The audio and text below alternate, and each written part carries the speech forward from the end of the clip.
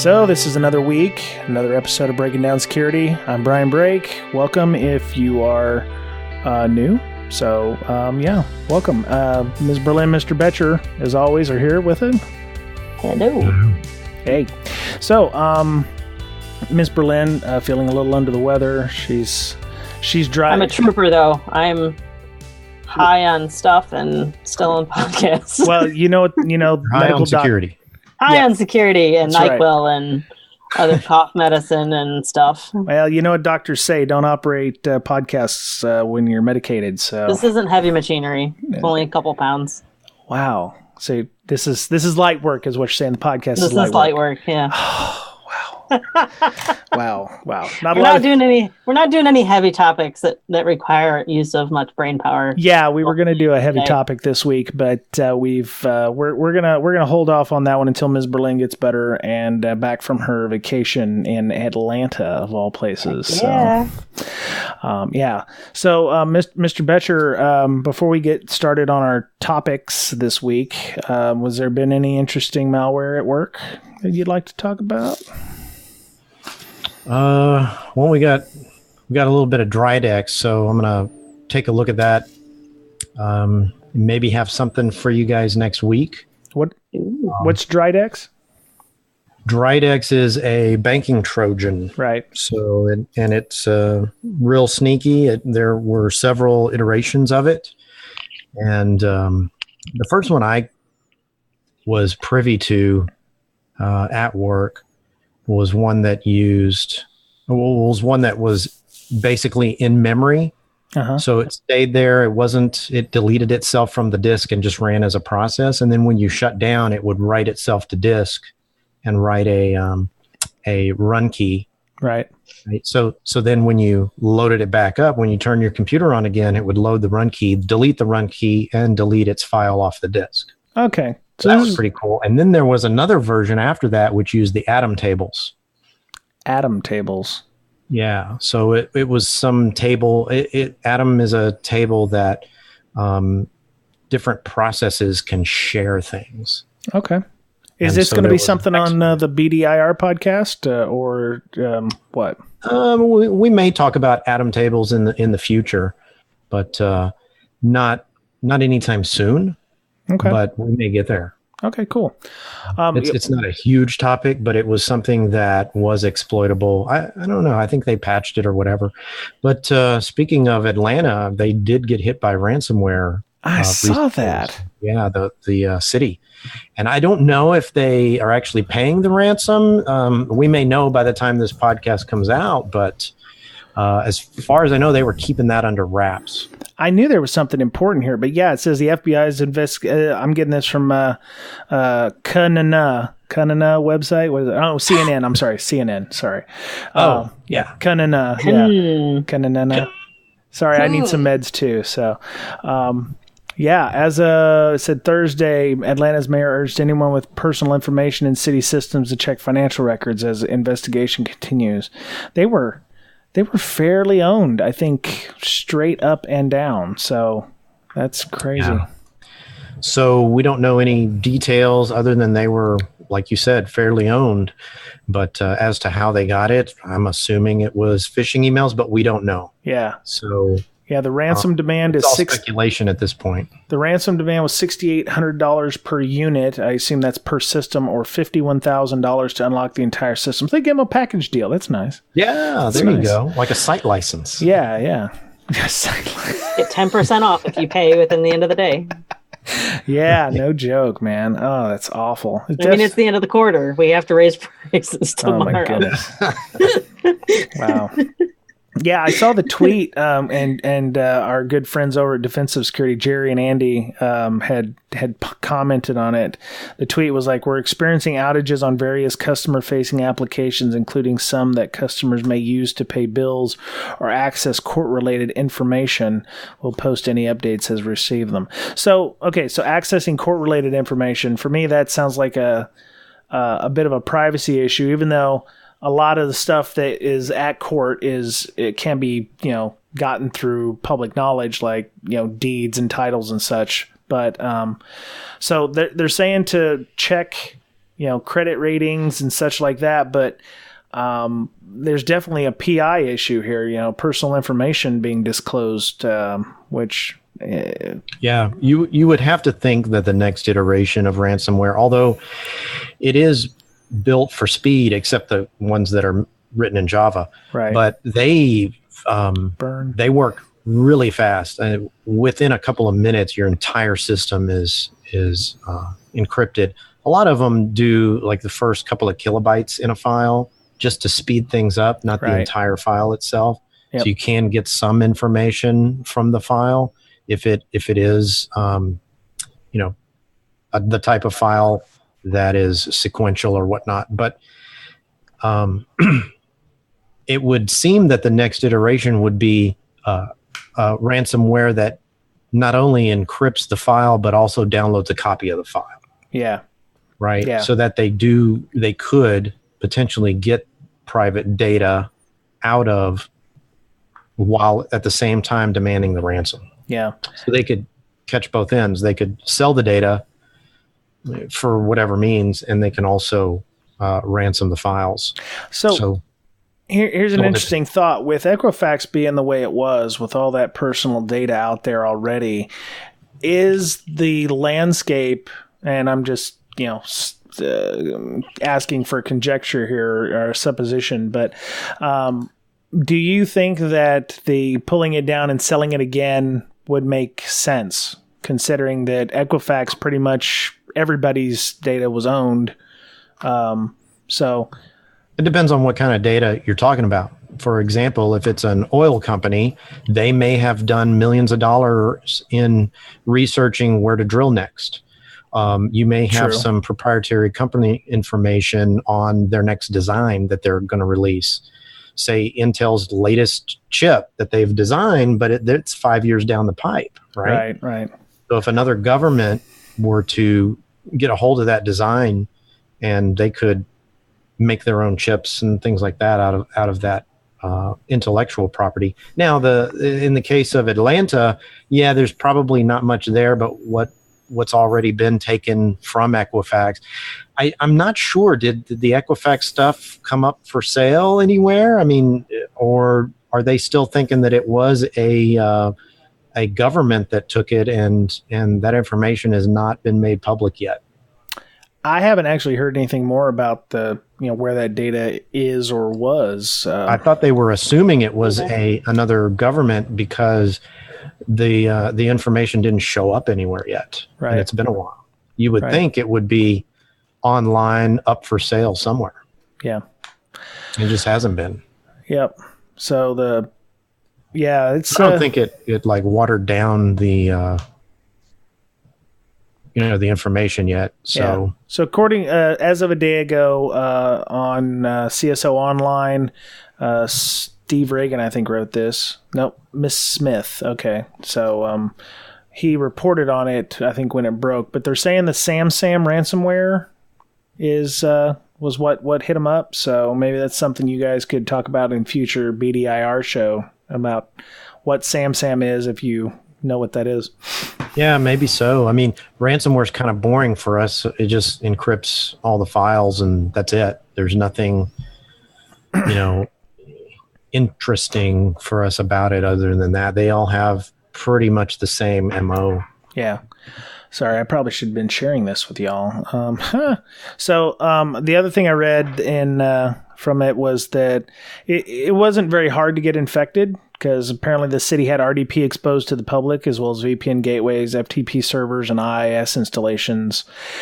And according to this article from Ms. Smith, most of them had SMB version 1 enabled, making the task of spreading ransomware easier. So I could definitely see something like Eternal Blue or being used, or especially with RDP exposed to the public, I think SMB being enabled is considered a super low vulnerability too. Yeah. Right?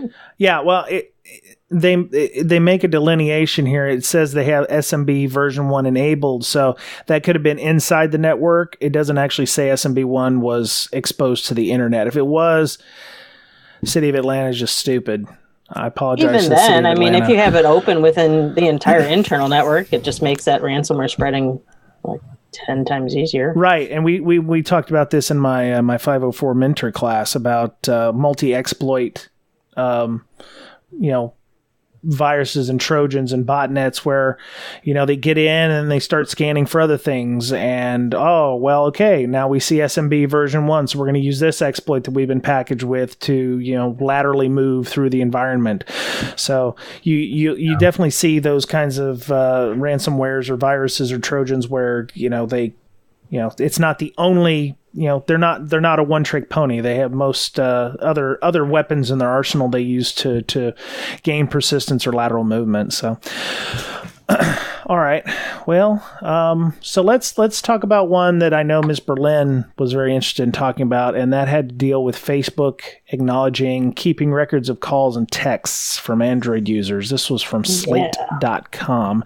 And you said before the show you actually downloaded the zip file or whatever that they offered to give out? I downloaded a zip. It was about 2 gig for my data. 2 gig? I've been on, yeah. Oh my goodness.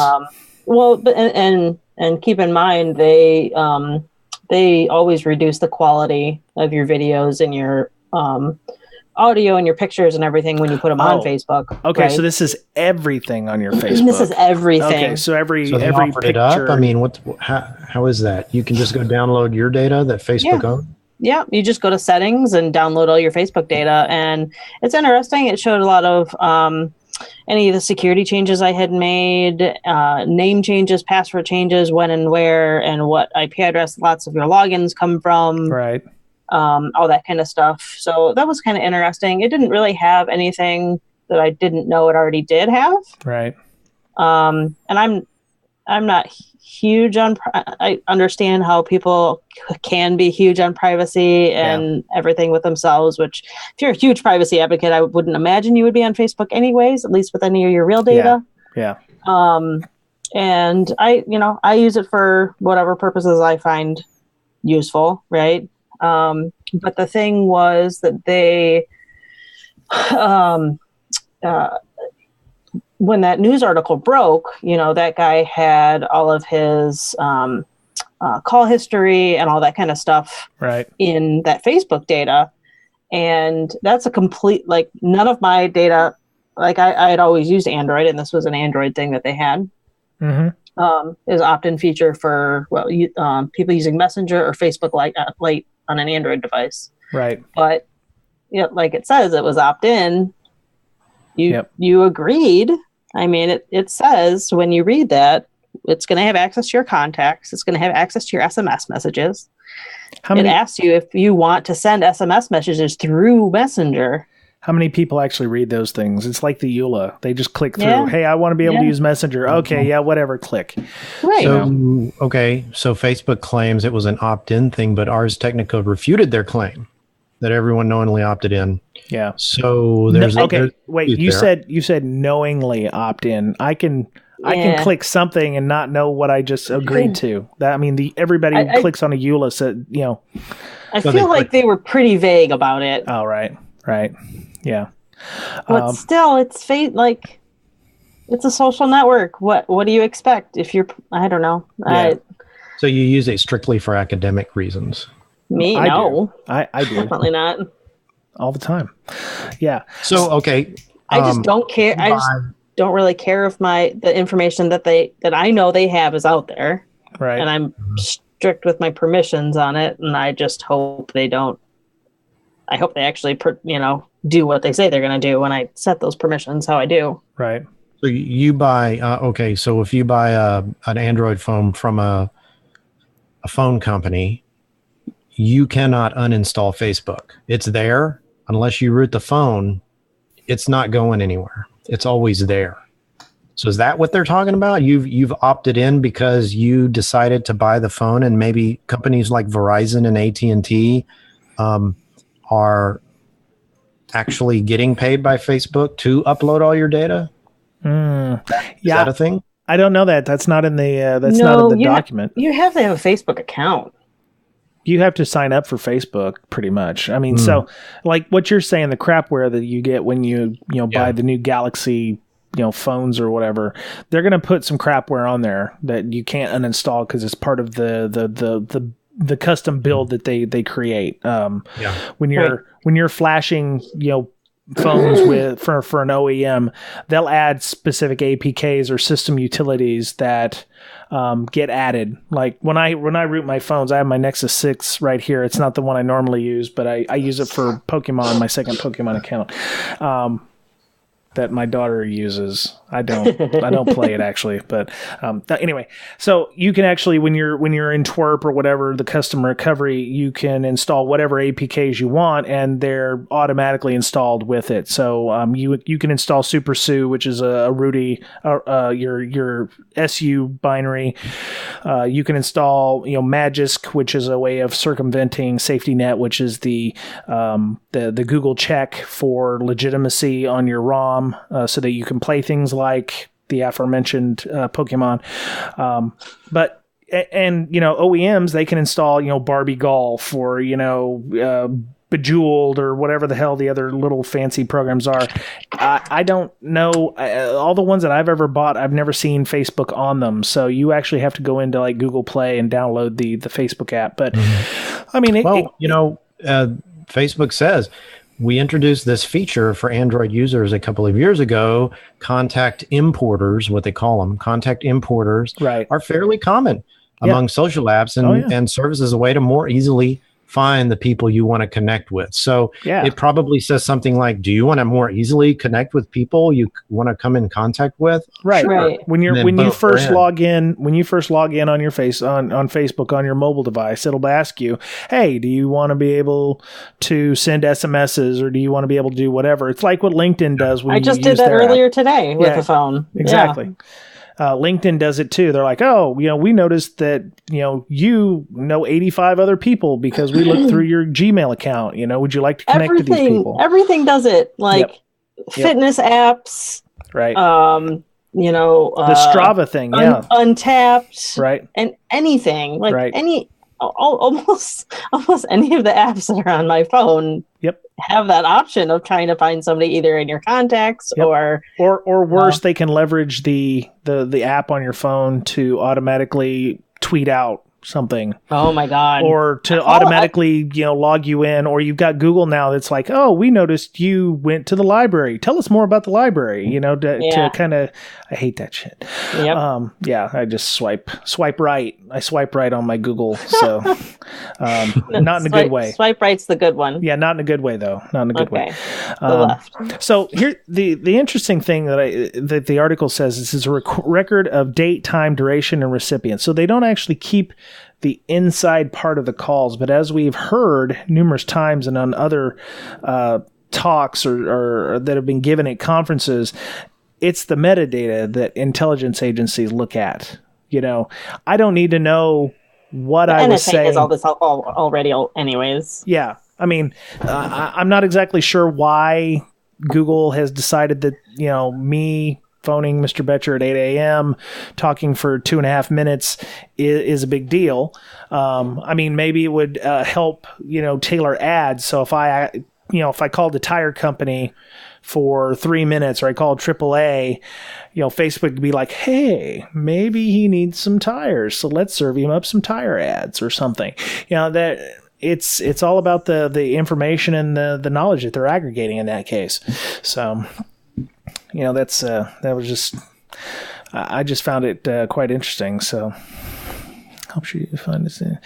People have expressly agreed to use this feature. Yeah, that is a truth, but they expressly agreed, and it was probably down below where they had to scroll down to look at it. So, or something like that. So yeah, that Cambridge Analytica thing, that just blew up over the last week. It was crazy. Oh yeah. So I should have waited a little bit longer to buy Facebook stock. Yeah. Well, okay. So that's the other thing. It's like except for the initial drop, it's like it never happened. No, it's still down. Is it? Yeah. It was at 190 something and now it's 160. I bought it at 163. Oh, I'll be damned. Okay. Well, all right. Because it looked like it rebounded there for a minute. Google and Twitter also tanked a little bit. Shit. I don't need Twitter tanking. God dog it. I mean, not super far, but at the same time, it doesn't matter. Great. Yeah, it dropped about $1.50, didn't it? Mm-hmm. Once it gets back up to 52, I will have broken even on Twitter. So I bought it during IPO thinking, I'm going to be like $800 a share or something, and it didn't happen. So suck. All right. It's like 30 something. So, all right. So let's get off of the negative here. Talk about something that's kind of good. TLS 1.3. They blessed it. It's now a thing. We talked about it. I actually saw a talk about it with somebody on the steering committee back in September of last year. Looked very interesting. Some of the things they were adding was they simplified the handshake. So instead of like eight phases for the handshake, they've dropped it down to 3. Let me find the TLS 1.3 handshake. What do you guys think about having better security in this case? Sounds great. Sure. I'm good. Secure. I thought you said we weren't going to talk about anything super technical. Mr. Hat. This is so difficult. So I've got this timtalbert.de blog post. I'll put it in the show notes as well. Talking about, the full TLS 1.2 handshake. The client says hello to the server. The server sends a hello back with a certificate, a server key exchange, and he says he's done.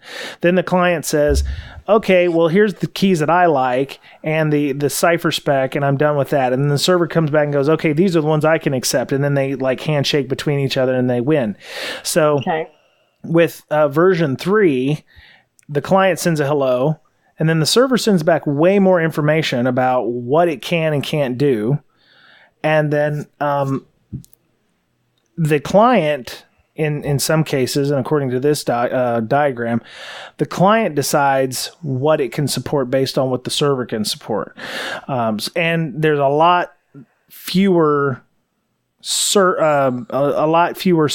now to be used. So elliptic curve is big. A lot of the RC4 stuff is completely wiped out, if not all of it. One of the biggest changes is the 0 RTT handshakes.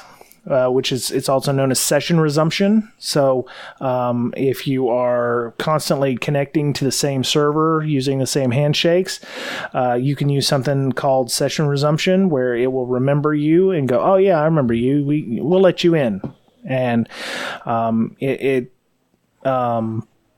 seems to be quite a bit faster. I mean, the 0 RTT stuff, which will make folks like Cloudflare and Akamai, who make millions and millions of TLS connections a day, it'll save them a lot of time and effort and bandwidth.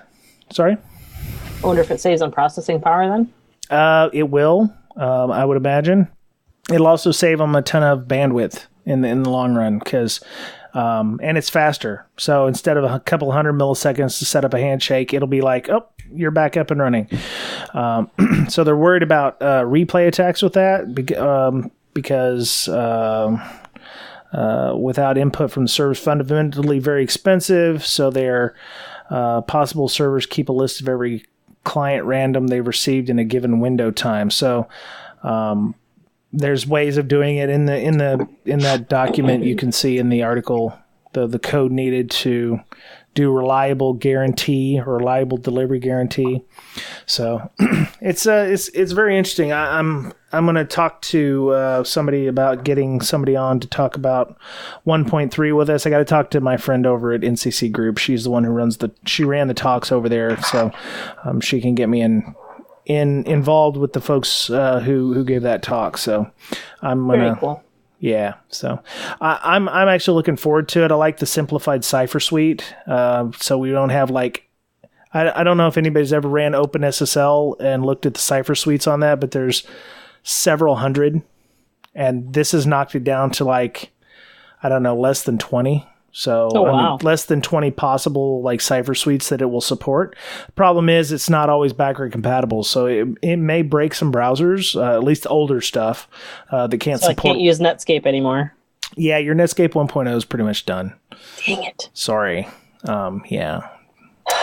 You got to get a new Messenger app, huh? Yeah, Internet Explorer 6 is going to be done. So speaking of old software, a scan from some girl I know that ran a scan against a company, or her company ran a scan against, found several very, very old file sharing apps. Oh no! Like LimeWire and BearShare. BearShare. Oh, yes, God. yes. And what was okay? So was that lady's company telling the company that ran the scan that were they aware that those were on their network? They will be soon. Oh God! I hope they don't listen to this show. Yahoo Messenger, which is depreciated, right? I love Yahoo Messenger. AOL Instant Messenger is awesome iMesh, too. Okay, so eDonkey. Oh my God.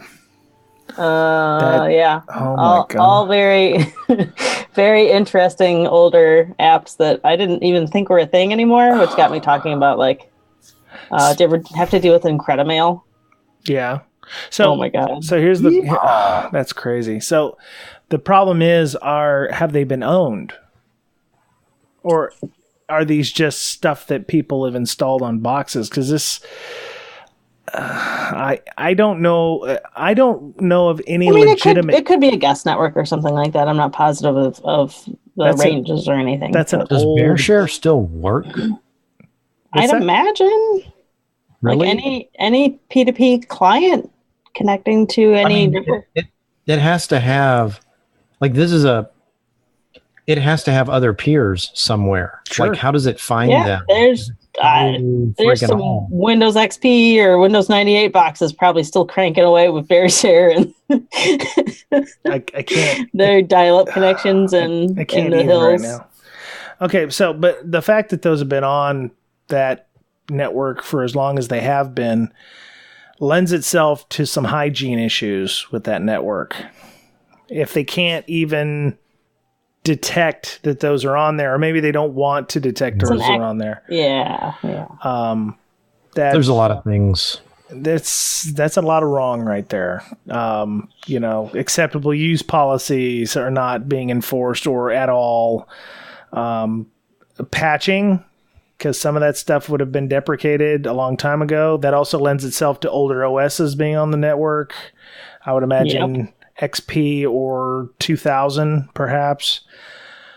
I'm rolling all of that into the talk I'm giving in June. So you're going to interview your friend who's going to give you that information for a talk that's going to happen in June? Yeah. Okay. All right. It's like recovering from technological debt. That's a hell of a lot of debt. Mm-hmm. Goodness. It's common. I mean... Is it? IT and security debt is extreme. I mean, very common. It just seems businesses just like explode with, their business is going well and they're growing their business and they're just like throwing technology at it just to get, their actual bottom line and what they do for their money, like out and working and everything. And then now they're trying to catch up and design it all in the back end. Yeah. Right. I've been involved with some companies that, they threw something together, they made a lot of money, and there is zero, like, security. You mean we lock the doors when we leave, right? Something like that.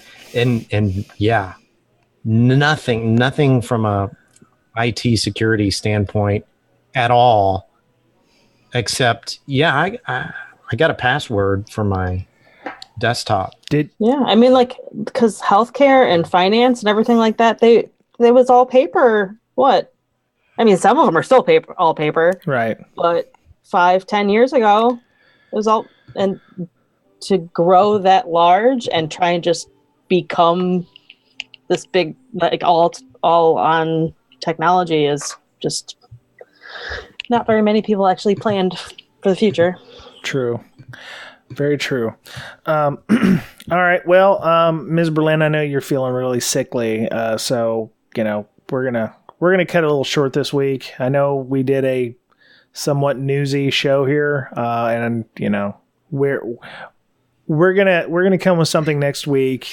We apologize. Mistakes were made. Promises, though. I can't say no problem. Well, we do have an interview that we're hoping will happen in a couple days, so we're looking forward to some of that. And Miss Berlin's going to go down to the land of Hotlanta and go on vacation. Hang out there for Easter. Very cool. All right. Well, let's go ahead and call it this week. Miss Berlin, how would people get a hold of you if they wanted to? Oh, Twitter's the best at InfoSystir, INFOSYSTIR. Did you read the EULA before you clicked through on your Twitter app? Of course not. Oh, you're not part of the solution. Part of the problem.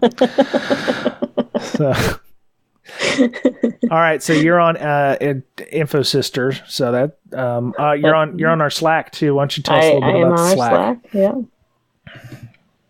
Okay. Mr. Betcher, how would people get a hold of you if they wanted to discuss malwares or Sams or Dridexes? Twitter.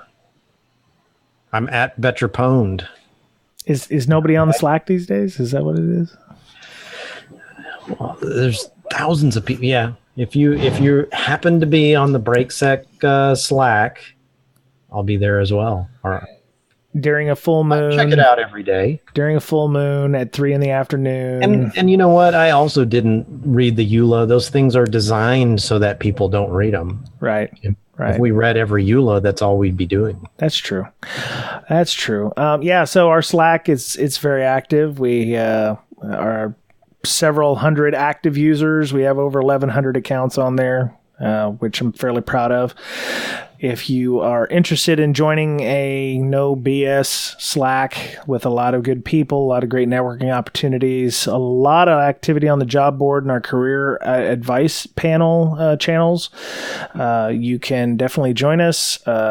Send a Twitter DM to BrakeSec, BRAKESEC. That's the official BrakeSec podcast as well, Twitter handle.